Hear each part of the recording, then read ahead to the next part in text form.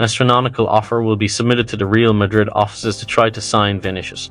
While the exact amount is unknown, it is certain to far surpass the €200 million that Qatar paid Barcelona to bring Neymar to PSG, making it the most expensive transaction in football history. Real Madrid, however, have no intention of parting with the player. The initial report by The Athletic broke the news, suggesting that Vinicius had already rejected the proposal.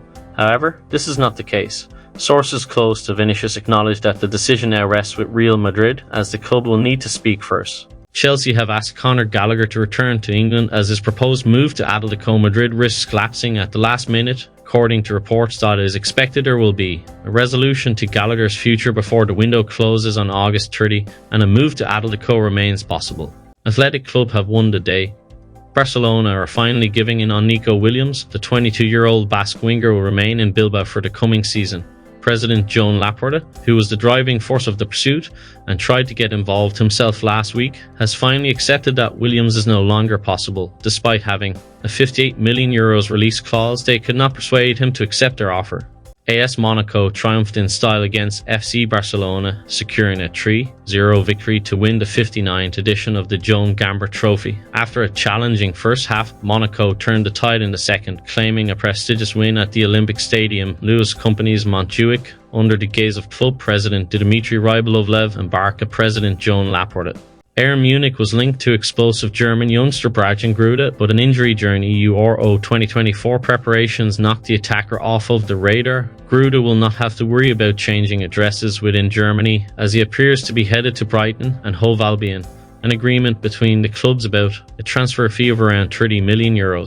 Manchester City's hearing into 115 alleged breaches of Premier League financial regulations could be brought forward to next month. The start of an independent commission hearing, planned for November, would now begin in mid to late September. A hearing is scheduled to last 10 weeks, with a verdict likely to be delivered early in 2025. Chelsea boss Enzo Maresca might have the most difficult job in football finding a place for his new signings, with João Felix rumoured to be next in line after Pedro Neto arriving at Stamford Bridge. Neto completed his £54 million ceiling transfer from Wolves on Sunday, penning a 6-year contract with the Blues, and in the near future, he could be reunited with his international teammate Felix after Chelsea opened talks with Atletico Madrid over a permanent transfer for the 24-year-old. Very proud to have Coventry beaten FC Barcelona to win the Joan Gamper trophy, especially since at the beginning we had difficulty getting into the game, making a few small technical errors. After the first 15 minutes, we were better in the game with more and more chances and one-touch play. In the second half, we were in midfield because you can't press this Barcelona team for 90 minutes. But then we got better and better, and this 3-0 win is a fantastic result for us. Now we will start the league against Saint Etienne, and I expect a very difficult match. The Austrian coach spoke to the media after AS Monaco's high-flying performance. Hansi Flick has told Barcelona fans his team will play differently against Valencia in their La Liga opener after Monday's 3-0 defeat to Monaco in the Gamper Trophy. The new coach saw his team slump to a disappointing loss against the League One side and admitted after the game his side hadn't been good enough. The German boss will now prepare for his first La Liga match in charge of Barcelona against Valencia at Mestalla on Saturday night. Manchester United's medical staff had a busy day on Monday as both Matthijs Ligt and Nasser Mazraoui arrived at Carrington. The Bayern Munich duo left Germany by catching an early flight and were spotted heading into United's training complex before 10 a.m. Meanwhile in London, Aaron Wan-Bissaka began his medical tests with West Ham. The 26-year-old had entered the final year of his contract at Old Trafford and will be replaced by Mazraoui, who can also play at left-back. United have reignited their interest and recently submitted a €50 million Zillion, £42.9 million bid for Joan. That, however, was rejected by Barca, who are reportedly open to offers for the 27-year-old Netherlands international amid their ongoing financial issues. Tottenham Hotspur have finalised a deal with AC Milan for the transfer of Brazilian right-back Emerson Royal. The 25-year-old, who has been with Spurs since August 2021, leaves the Premier League side after making 101 appearances and scoring 4 goals during his tenure. AC Milan confirmed the transfer stating Emerson has committed to a contract with the Italian Giants until 30 June 2028, with an option for an additional year. The one-cap England international looked destined to sign for Olympique Marseille after agreeing personal terms with the French side. However, the two clubs were unable to agree on a fee for Nketiah, with Arsenal holding out for €30 million Zillion, £25.6 million.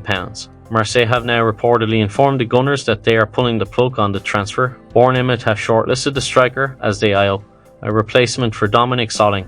NBA star Kevin Durant has become a new minority shareholder of three-time defending League One champions Paris Saint-Germain. A French club announced on Wednesday the recent Olympic gold medalist with Team USA at the 2024 Olympics has invested a 12.5% stake in the club to join the club, a source told ESPN.